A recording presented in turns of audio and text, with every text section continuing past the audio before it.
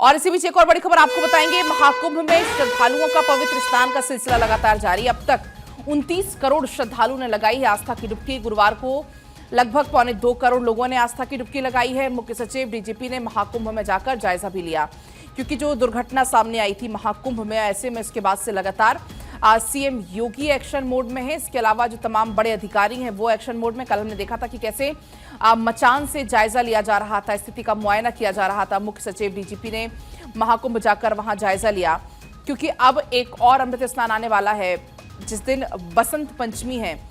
उसको लेकर पुख्ता इंतजाम हो, कोई ऐसी तस्वीरें सामने ना आए, किसी को असुविधा ना हो, इसके लिए कुछ नए एहतियात भी बरते जा रहे हैं। कुछ नए निर्देश कल सीएम योगी की तरफ से जारी किए गए हैं, क्योंकि जो 3 तारीख का स्नान है बसंत पंचमी का, यह अमृत स्नान है और ऐसे में एक बार फिर से भारी संख्या में लोगों के जुटने की वहां पर संभावना है। इसको देखते हुए सीएम योगी की तरफ से तमाम दिशा निर्देश एक बार फिर जारी किए गए हैं। नीलेश हमारे साथ जुड़ गए हैं ज्यादा जानकारी लेकर। नीलेश, हमने देखा था कि किस तरीके से मचान पर चढ़कर भी मुआयना किया गया घटनास्थल का। कल मुख्य सचिव डीजीपी पहुंचे, वहां पर जायजा लिया। लेकिन अगर हम बात करें, अब बसंत पंचमी आने वाली है, तब एक बार फिर से श्रद्धालु वहां पर पहुंचेंगे कई संख्या में, तो ऐसे में उसको लेकर क्या कुछ तैयारियां हैं?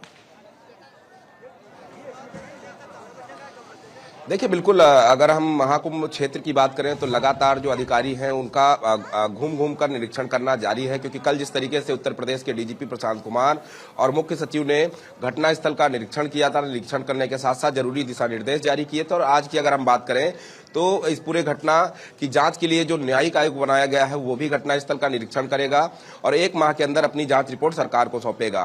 कहीं ना कहीं आगामी 3 तारीख के बड़े पर्व पर स्नान की बात करें तो हम कहीं ना कहीं तो बड़ी तैयारियां यहां पर की गई हैं। सभी पीपा पुलों को खोल दिया गया है और लोगों से अपील की जा रही है कि स्नान करने के बाद तुरंत घाट को खाली कर दें। और पुलिस कर्मियों को भी एहतियात के तौर पर जो है लगातार लोगों को मेला क्षेत्र में चलते रहने के निर्देश जारी किए गए हैं। उसके अलावा अगर हम बात करें त्रिवेणी संगम के आसपास के इलाके की, तो त्रिवेणी संगम के आसपास के इलाके में एनएसजी कमांडो को तैनात किया गया है। उनकी देखरेख में 3 तारीख का जो बसंत पंचमी का अमृत स्नान होना है वो कराया जाएगा। हालांकि बड़े पैमाने पर इस बार तैयारियां की गई हैं ताकि श्रद्धालुओं को कोई समस्या ना हो। और पूरे मेला क्षेत्र को नो व्हीकल जोन में घोषित कर दिया गया है। कोई भी वीआईपी पास यहां पर काम नहीं करेगा। सभी वीवीआईपी पासों को निरस्त कर दिया गया है, क्योंकि जिस तरीके से 2 दिन पहले घटना हुई, घटना को देखते हुए ये निर्णय लिया गया है कि किसी भी व्यक्ति को वीवीआईपी ट्रीटमेंट नहीं दिया जाएगा। तो ये अपने आप में दर्शा रहा है कि किस तरीके से सरकार इस पूरे मामले को लेकर गंभीरता के साथ काम कर रही है, क्योंकि जिस तरीके से ये हादसा हुआ उसके बाद उत्तर प्रदेश के मुख्यमंत्री योगी आदित्यनाथ का भावुक कर देने वाला वीडियो सामने आया था। उनकी आंख में आंसू थे और वो इस घटना को लेकर बेहद जो है परेशान दिखाई दिए। तो अपने आप में बताता है कि सरकार किस तरीके से इस सनातन के महापर्व को आयोजन कराने के लिए गंभीरता के साथ काम कर रही है। उसके अलावा अगर हम बात करें आज की, तो आज भी आप तस्वीरों में देख सकते हैं कि हजारों की तादाद में, लाखों की तादाद में जो श्रद्धालु हैं वो आस्था की डुबकी लगा रहे हैं। हालांकि सुबह सुबह की अगर हम बात करें तो सुबह बड़े पैमाने पर जो है कोहरा था, कोहरे की वजह से भी लोगों की अभी कमी दिखाई दे रही, लेकिन अब जो है धीमे धीमे करके जो श्रद्धालु हैं उनकी संख्या बढ़ती जा रही है। अपने आप में ये बता रहा है कि सनातन के महापर्व में शामिल होने के लिए देश और दुनिया से तमाम जो श्रद्धालु हैं वो यहाँ आस्था की डुबकी लगाने पहुंच रहे हैं। कल जिस तरीके से आंकड़ा 2.25 करोड़ रहा और अभी तक के हम पूरे श्रद्धालुओं के आंकड़े की बात करें तो 29 करोड़ के पार श्रद्धालुओं का आंकड़ा हो गया है, जिन्होंने अभी तक आस्था की डुबकी लगाई है। पूरे महाकुंभ के पावन पर्व के आयोजन के दौरान अगर हम श्रद्धालुओं की संख्या की बात करें तो 40 से 60 करोड़ की श्रद्धालुओं की संख्या का अंदाजा लगाया जा रहा है कि महाकुंभ के पावन पर्व में वो संगम तट पर पहुंचकर आस्था की डुबकी लगाएंगे। तो ये अपने आप में बहुत बड़ा आंकड़ा हो जाता है। और इस आंकड़े को अगर हम देखें, सरकार की तैयारियों को देखें, तो ये बताता है कि सरकार ने किस तरीके से धरातल पर काम किया है। रखा जा रहा है। नीलेश, आपके पास लौटेंगे एक बार फिर से, क्योंकि इसी बीच एक और बड़ी खबर ये मिल रही है कि महाकुंभ भगदड़ को लेकर उसके बाद एक जांच कमेटी गठित की जाएगी। प्रयागराज ये पहुंचने वाली है पूरी जांच टीम। आपको बताएं कि सीएम योगी ने महाकुंभ हादसे की न्यायिक जांच के निर्देश दिए हैं। रिटायर्ड जज हर्ष कुमार के नेतृत्व में जांच कमेटी का गठन हुआ है और जांच कमेटी आज घटनास्थल पर पहुंचेगी, निरीक्षण करेगी। नीलेश लगातार बने हुए हैं कि नीलेश, जिस तरीके से भी हम जिक्र भी कर रहे थे कि अब इस तरीके की कोई घटना ना हो, कोई ऐसी तस्वीर फिर से सामने ना आए, इसको देखते हुए सीएम योगी ने न्यायिक जांच के आदेश दे दिए और आज ये टीम प्रयागराज पहुंचेगी।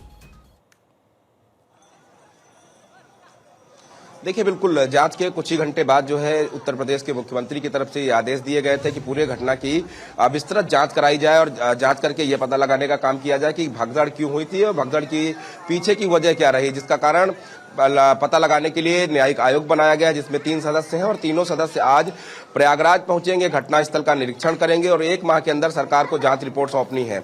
वहीं इस पूरे मामले को अगर हम देखें तो कल जहां डीजीपी और मुख्य सचिव ने निरीक्षण किया था, वहीं आज जो न्यायिक आयोग बनाया गया है, न्यायिक आयोग के सदस्य महाकुंभ नगर पहुंचेंगे। महाकुंभ नगर पहुंचकर जांच अपनी तेज करेंगे, क्योंकि ये जो है बड़ी घटना हो सकती थी। हालांकि मौके पर युद्ध स्तर पर जिस तरीके से पुलिस के जवानों ने, एनडीआरएफ, एसडीआरएफ और पीएसी के जवानों ने अभियान चलाकर जो है ग्रीन कॉरिडोर बनाकर घायलों को अस्पताल पहुंचाने का काम किया है, कहीं ना कहीं उससे एक बड़ा हादसा होने से टाला गया।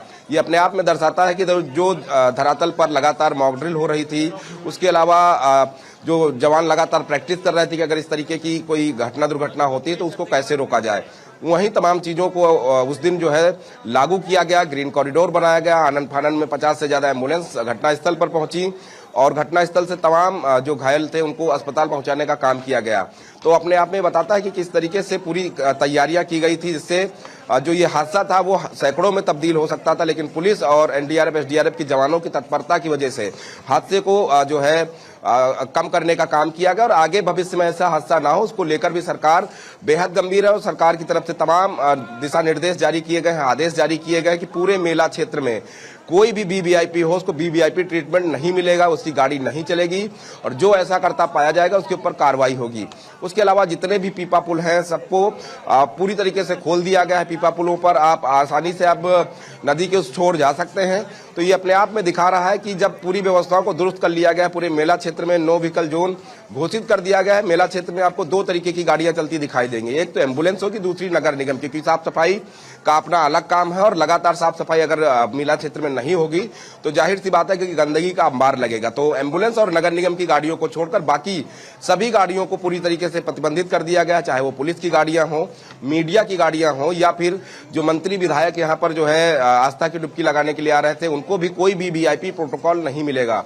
तो ये बता रहा है कि 3 तारीख यानी कि बसंत पंचमी को जो अमृत स्नान होना है, उस अमृत स्नान को कैसे सफल बनाना है, क्योंकि इससे पहले हमने देखा 29 तारीख को जब अमृत स्नान होना था तो साधु संतों को 5 बजे से अखाड़े से निकलकर जो है त्रिवेणी संगम पहुंचना था, लेकिन श्रद्धालुओं का इतना बड़ा जनसैलाब संगम तट पर पहले से मौजूद था, उसी दौरान भगदड़ भी हुई थी, जिस कारण साधु संतों ने निर्णय लिया कि पहले श्रद्धालु स्नान करेंगे, जब वो घाट खाली कर देंगे या घाट पर श्रद्धालुओं की संख्या कम हो जाएगी उसके बाद अखाड़े वहां पर पहुंचेंगे और अखाड़े अमृत स्नान करके जो है वापस अपने शिविरों में लौटेंगे। तो इस बार जो है अखाड़ों को कोई समस्या ना हो, क्योंकि पिछली बार की तरह अगर भारी संख्या में जो श्रद्धालु हैं वो संगम तट पर पहुंचते हैं तो ऐसे में अखाड़ों को समस्या होती है और अखाड़ों का ही सबसे पहले हक होता है कि वो अमृत स्नान करें।